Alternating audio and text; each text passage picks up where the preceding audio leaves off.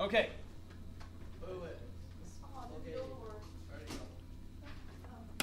So, what we're going to look at today, like I said, we're going to expand the number of forms that we can use to write the equation of a line. Now, if the directions do not specify, so if the directions do not tell you what form to use, you are free to use whatever form you feel like using. Okay? If you feel like using slope-intercept form for every single problem, feel free to do that. Okay? But I'm going to show some of you point-slope form because it is helpful. It is helpful in a different variety of problems. Okay? It's helpful and it can be faster sometimes than doing slope-intercept form. Because, for example, if I want to do slope-intercept form, what two pieces of information do I have to find? Sky? The slope and y-intercept. Slope and specifically the y-intercept. If I use point-slope form, guess what? I still have to find the slope. Still need the slope, right? Because for a line, and it kind of makes sense, right? If you're going to describe a line, you need to know its slope. So the equation is going to have the slope in it there, okay? But instead of a y-intercept, what does it say I need? A point, which means any point works. So when it comes to point-slope form, I don't have to solve for a y-intercept. I can use any point that's on my line as my equation, okay, or for my equation here. But you'll notice it's not quite the same as slope-intercept form. You'll see here we still have our y variable, but then there's minus y sub 1. This is the y coordinate of a point. Okay, I'm going to zoom in on that because I'm writing really small. Okay? That y sub 1 is the y coordinate of a point that's on your line. That's all there is to it. Okay? Guess what the x sub 1 is? It is a x coordinate of a point on your line. The matching x coordinate. Oops, got to zoom out just a skosh. There we go. Okay. Guess what m means? What does m stand for? Slope. Okay. So there it is. Okay. So you'll see they have the y and the x like we normally have in our slope-intercept form. Okay. It has the y and the x like we normally have in slope-intercept form, but the y is minus y1, and then the x is minus x1. Okay, and it's in parentheses with the m there. Okay? Later, we're also going to talk about writing the equations in standard form. And it'll be a little bit obvious about how these equations are written too. Can you hold it for a few minutes? Okay, because I don't want you to miss this new stuff that we're doing here. Okay. So, that's point-slope form. So, Alex, just real quick there. Real quick. All right, Alex. Point-slope form. To write the equation of a line, so it's still for writing the equation of a line, but we're going to only need a point in the slope. We don't need necessarily a y-intercept. Just any point will do. And then still the slope. Any point on the line. You only need how many? One point and then the slope. That's it. Okay. So let's take a look here at some scenarios. All right. So number one, Brian is working at the local shopping mall. He earns $12 each hour. After working 25 hours, Brian has saved a total of $375.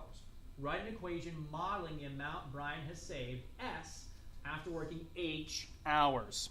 Okay, so we've got some numbers given to us here. Okay, are we given a slope, for example, in this problem? Yes? What is it? $12 per hour. There's our rate of change. So that is our slope. We're going to call that M. Okay? So we have the slope. Okay, so right now, if I want to use, and so you'll notice it says write an equation. It doesn't say what form to use. So I'm going to say, well, we could do slope-intercept form, and then we would have this. Okay? Y equals 12x plus b. Right? You've got to find that b. Or we could do y minus y1 equals 12 times x minus x1. And again, I'm going to have to figure out a point here. This is point-slope form. Okay, so I can choose either way here. And you don't have to do both when you're doing a problem, but for our notes, we're going to do both, just so we can see how they both work out here. Okay? So, what other piece of information are we given here? What other information? We're given another point. So for a point, we need 2 coordinates here. So let's go to someone who's here. Simon. So Simon, what would the coordinate of that other point be? The other information that we're given here is what? The total saved. Okay, total saved after what? How many hours, right? 25 hours. So what would be that point then? It would be what, comma, what? 25 over 325, comma 375. There you go. Perfect. Exactly right. 25 hours of work gave us $375. That's a point. Okay? Now, is this a y-intercept, Catherine? Is this point here a y-intercept? No, it's not. We would need a 0 here, right? And then a number here. So it's not. Okay, now, if we were going to do slope-intercept form, how would we use this point? What would we do with the 25 and the 375? Caden, what would we do here? If we were solving for slope-intercept form, I wanted to solve for b, what would I need to do with this 25 and 375 over here? 25 for x and 375. Right, so I would have to plug in the 375 for y, plug in the 25 for the x, and then we're going to solve for what? Anybody? Dylan? Oh, stretching? For b, right, Sean, exactly right. So 12 times 25. Well, I'll do that here in my calculator. It's 300. Okay, and so to finish solving here, Sean, what should we do to both sides? Subtract what? Subtract 300. 300 from both sides. Okay, that's gone, and I've got 75 equals b. So my final equation, y equals 12x plus 75. Now, I have it in terms of y and x, but they want it in terms of s and h. H should go in for which of these 2 variables? Which one does h match to, the x or the y? The x, and then s must be for the y, right? So we should, if it asks us to use specific variables, we should use those specific variables. So this should really be my final answer there. Okay? And it's helpful to use those different variables, or it can be helpful because it's more clear about what matches to what, right? H is number of hours, S is the amount saved. Okay. Now, look at all that work we had to do to find the y-intercept. And maybe you're okay with that, and that's great. But let me show you how much work we have to do to write it in slope-intercept form. Okay? Remember, sorry, for point-slope form. Remember, for point-slope form, you need a slope and a what? A point. That's okay, Miss Okay. A point. What's the point that we have here? 25 and 375. Yeah, and guess what? We're done.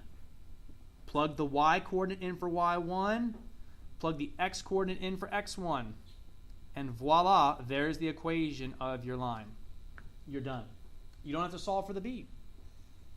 Okay, because point-slope form doesn't require an intercept. It just requires any old point that's on your line. So 25 and 375. And there it is. That's the equation for that line. Now I should replace, again, the x and the y. S minus 375 equals 12 times h minus 25.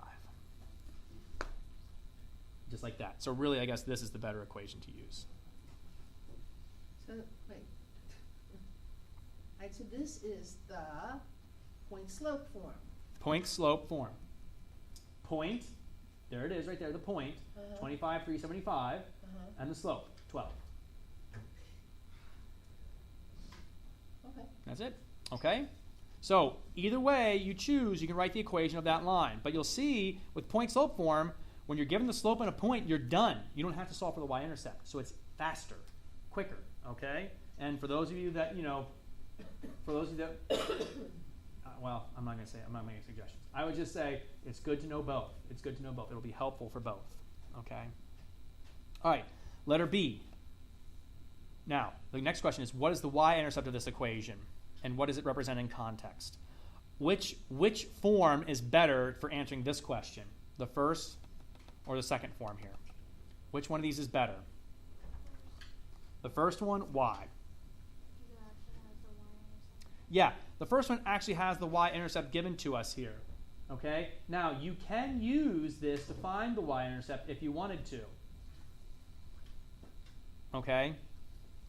You can use this to find the y-intercept. Okay? Remember, to find the y-intercept,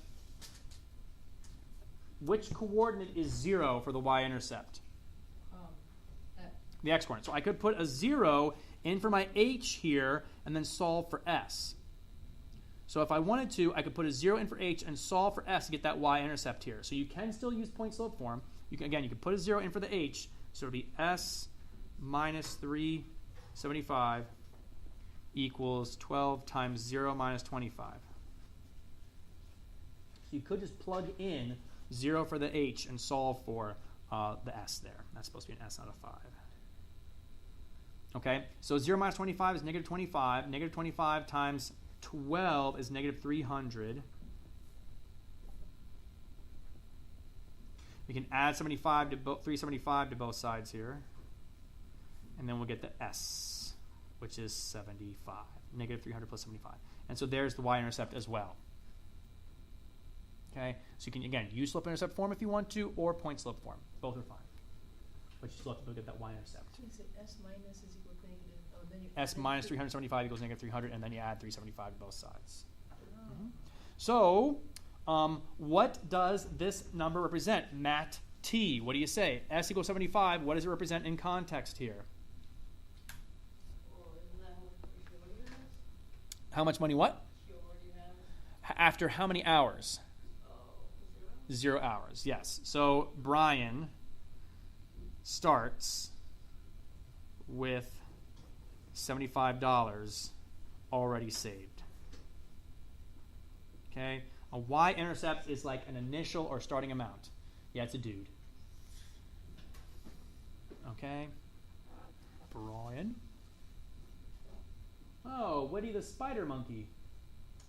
That's a funny name for a spider monkey. You're okay with this stuff? Yeah. Then yes. Okay. Thank you for waiting. Questions on number 1? All right, let's try number 2. Number 2. Woody the spider monkey is climbing down a tree. After 5 minutes, he is located 125 feet above the ground. Woody climbs down the tree at 10 feet per minute. Okay? Go ahead, take like a minute or two and write the equation to model this situation.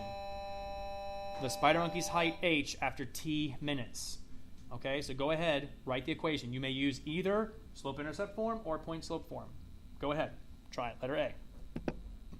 Okay, I'm going to come around and see how you do here after I write it down as well. I'll do both, okay?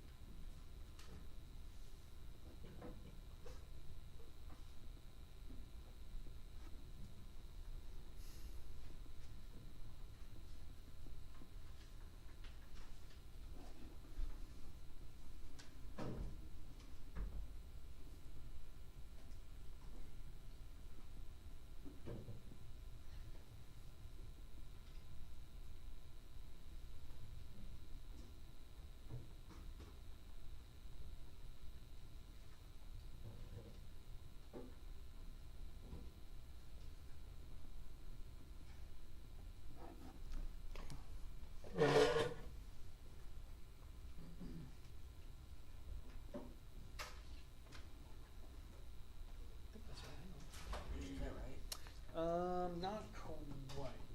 Where'd you get the minus 75 from? Plus, right? Where'd you get the plus 75 from?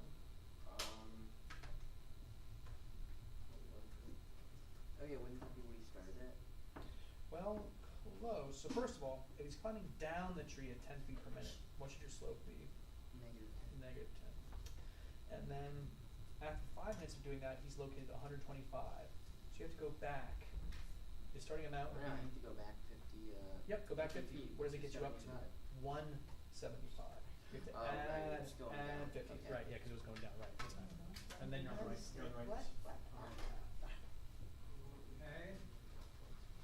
Stop. What's your slope? What's the rate of change? So positive or negative 10? It's going down the tree, so negative 10 is your slope.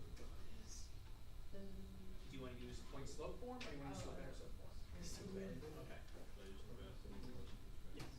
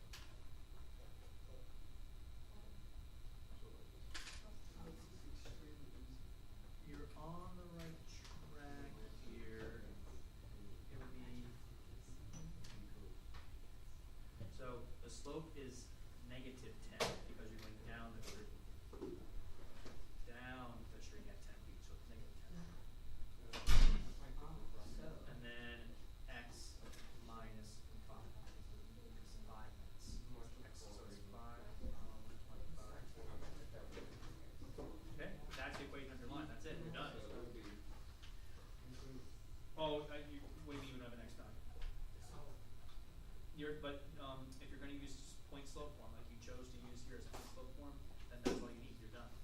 You've got the equation. So now where should that 20 go? For your equation? Okay.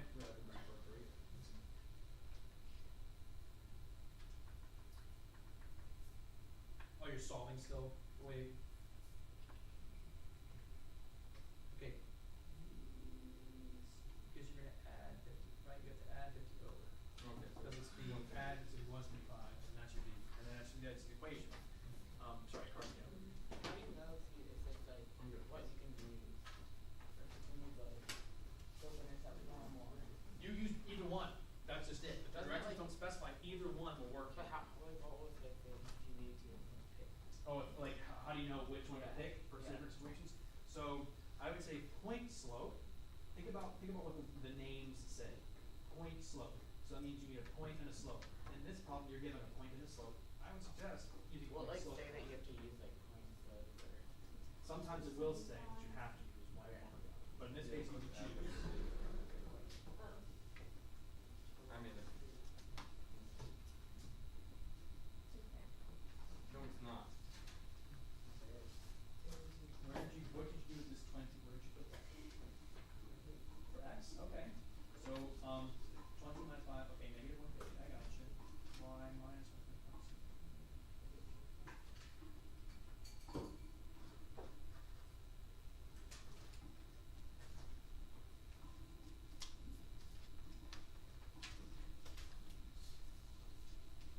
Oh, I see. Okay. 20 is a distance, so you don't put 20 in for x.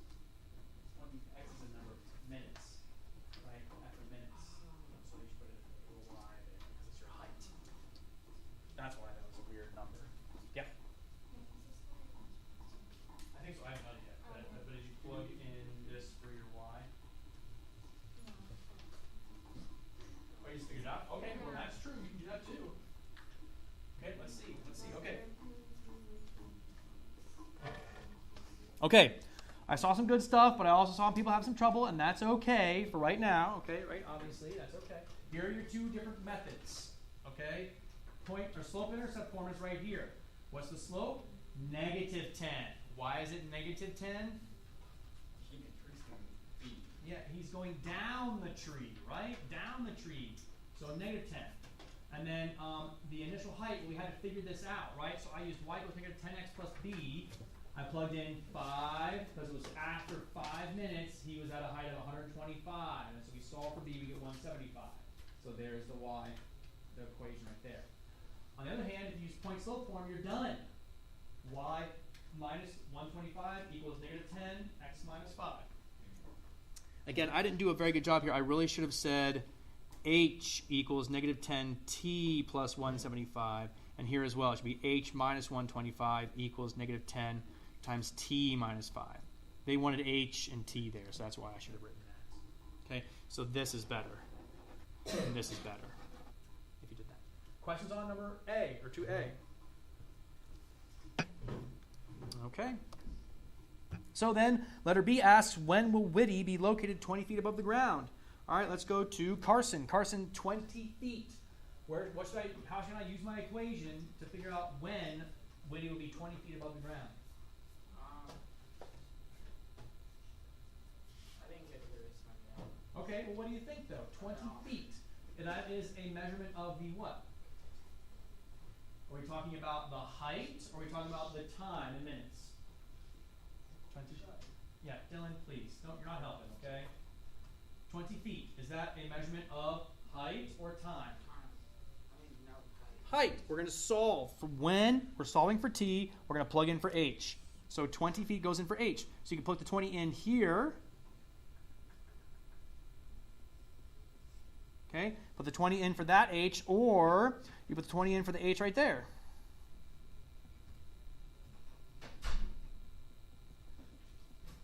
Okay, here we have to solve for t, so I'll subtract 175 from both sides. And we'll get negative 155 equals negative 10. Divide both sides by negative 10. You get t equals 15.5. And 15.5, what should our units be here? If it's time in this case, what? Minutes. Okay? And then here, we'll solve. Ooh. How should we solve this one? What should be our first step for solving this? Or what's one step we could take here to start? Okay, so let's go to stupid calculator, picking people that aren't here. All right, Alex. If I have negative 10 in front of parentheses like this, how would I solve this? What do I do with that negative 10 in front of the parentheses? What does that mean to do? Okay, negative 10t, and then negative 10 times negative 5, positive 50. And I'll also go ahead and subtract here. 20 take away 125 is negative 105. Yep. And then? What I did was subtracted negative 50. Okay, just subtract a 50 from both sides, yeah. And then, negative 155. yeah, and I divided negative 155 by negative 10. Yeah. Of course, 50.5. Of course. Yes. So that's how long it would take Whitty to be located 20 feet above the ground. It would be 15.5 minutes. Is that supposed to be like a discount Woody? It's supposed to be like a discount Mr. Widmeyer. Ah. Mr. Goff wrote this problem. How much is Mr. Whitmire worth? What's that? If this is a discount, Mr. Oh. Whitmire, how much is Mr. Whitmire worth? About tree fitty. Sean? Yeah, when Dylan comes back. I know, right? Like There's a they trash do in can. elementary school. Yeah, right. It like automatically flushes, and you can Okay, okay. Moving on. I just wash my hands in the urinal. Why move? There's sinks are already at like situational awareness, boys. Come Yes. on now. All right, moving on. water. Moving on. Anyway, Susie. Did you record that? That's on the recording. Susie, you can go back and listen to it like, Mom, listen to what my stupid teacher in math class said today. You should get him fired. He's such a boy. He's such a boy. Yes, I am. All right, anyway, number 3, Susie went to the local sweet shop. She purchased 20 pieces of chocolate, C, and 5 Bounty bars, B, for $20.50. Write an equation modeling Susie's trip to the sweet shop with the variables defined above. Now, this one's a little bit different. Do we have a slope here, like a rate of change? Are you told like dollar or like, chocolate per dollar or dollars per chocolate or something like that? We don't have a slope here, okay? This is not going to be a problem that has a slope in it. If you go back here to the 2 new forms we were talking about, we talked about point slope. It's got a slope in it. But standard form, you'll notice, it does not have an m in it. So standard form does not have a slope. This is a standard form equation, okay? What kind of equations do we typically use standard form? Well, one of them is a combination of 2 items. What are the 2 items we're kind of combining together here in number 3? Tyler? Bounty bars and chocolate bars. Gosh, I don't even know. Bounty, is that a real chocolate bar? Real candy bar? I've heard of it. Yeah. How But do I you feel like it's more have of like a granola bar type thing. Is it? I know Bounty is a paper towel. The quilted quicker picker upper. But not a candy bar. You want to eat them, I think. They don't taste very good. Anyway, so let's write an equation here. So let's think about this. We have 20 pieces of chocolate C, 5 Bounty bars B, and it costs $20.50. It's a candy bar. It is candy bar? Oh, okay. Huh. I could go for some candy. Yeah, I know. Me too. Well, Like mint flavor. And you gain weight to get coconut mint. Interesting. Like you did, it's disgusting. Okay. Well, so what would the equation be that we write here? We bought 20 pieces of chocolate for a cost of C. We bought 5 Bounty bars for a cost of B, and the total was $20.50. How should we write this equation out? What do you say? Let's go to Dylan. Dylan, what do you say here, buddy? She's not here. Oh, he's not. Yeah, right. Speak of the devil. Well, Dylan, don't worry. Your number was up. We'll have Reagan do this one now. So Reagan. Oh, can I do it? Shh, hang on. Yeah, have her do it. Let's give Reagan a chance. Shh. Okay. Shh, just listen. Hang on. Shh, Dylan, move along. This is not social time. Move along. You have to go to the bathroom, not talk to Sky. All right? She purchased 20 pieces of chocolate, C, and 5 Bounty Bars, B, for a total of $20.50. So what would represent the amount of money she spent on chocolate alone? She bought 20 pieces of chocolate, and they cost C dollars. So what will we write? 20 equals C, 20C. 20 times C, 20 times the number of pieces of chocolate she bought. And then plus, what else did she buy, Reagan? The 5 Bounty Bars. So how would I write that? Plus 5 B, and the total has to be what? Bless you, bless you. I figured it out. Hold on. Total is 20.50. Do you agree, Reagan? What am I doing? It's got to equal what? What's the total? Oh, 25. Yeah, $20.50 total. Right, but that's, you meant 20.50 though, right? Okay, so that's the equation in standard form. You can see it's got a number with like what our x variable might be plus a number times our y variable equals 20.50 there. So that's all we have to write for that one. It's easy. Letter B, Susie remembered that each piece of chocolate cost 75 cents. So now we have to figure out what the cost of each Bounty Bar was. So if we know the chocolate was 75 cents, Hannah, what can we do with that 0.75 there? Where can that go? Plug it in for C. Okay, because that is the cost of the chocolate bar. And then we're trying to find the cost of a Bounty Bar. And so what should we do to do that? Catherine, what should we do now to solve for to find the cost of each Bounty Bar? What should we do now with this equation? Solve for what variable?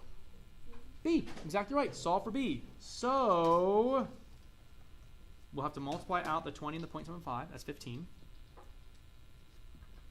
Plus 5B equals $20.50. Okay. And so then let's keep solving here. Kendall, what would be my next step here to solve? Subtract 15 or minus 15.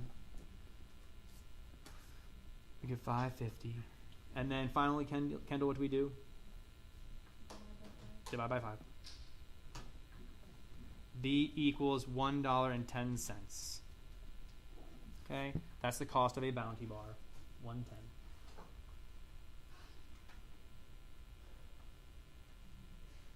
Oh my gosh.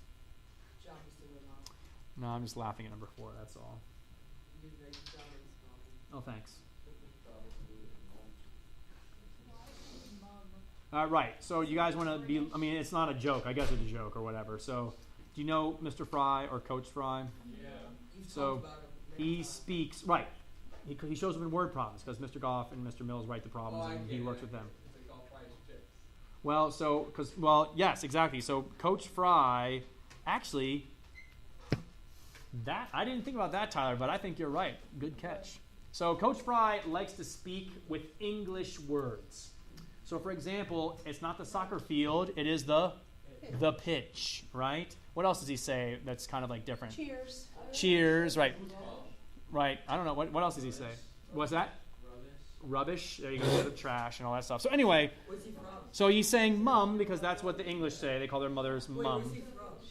I think he was over in England for a while. I don't know He's why. from here, but he spent 3 years in England working. Notice the measurements are in kilometers because that's what they measure over there. And then a narrowboat, I guess that's some sort of English public transportation. And the tube, that's what they call their subway system.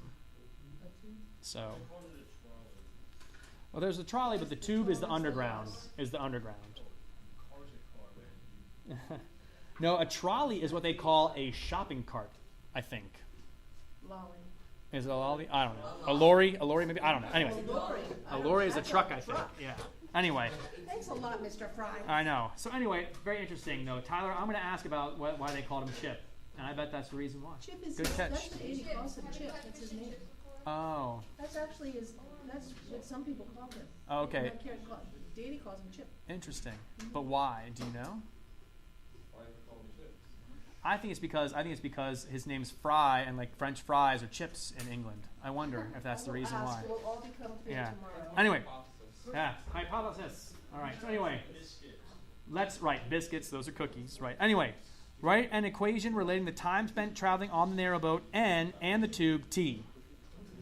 Okay. Okay, so again, we're combining two things together. He traveled both on the narrow boat and on the tube, okay? And so we have to combine both these things together in a single equation. So let's go to Carson. So Carson, it's a combination. This is going to be standard form. So how can we write this out? He traveled n hours on the narrow boat, and at what speed?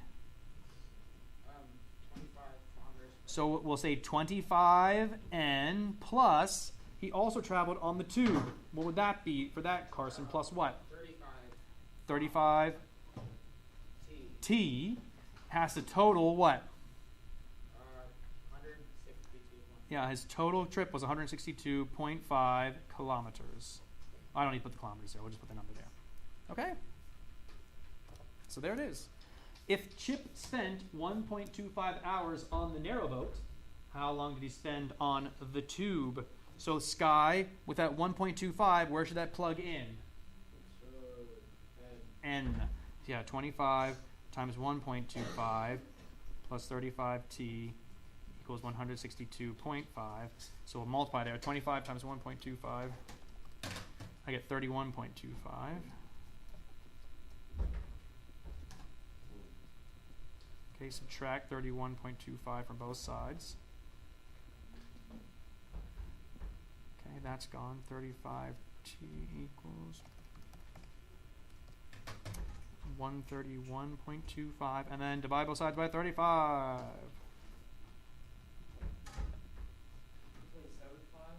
35. Divide both sides by 3.75 is what your final answer should be. And that will be time in hours. Okay, so he spent 3 3/4 hour on the tube. Minus 31.25? Oh, I see, right. Yep.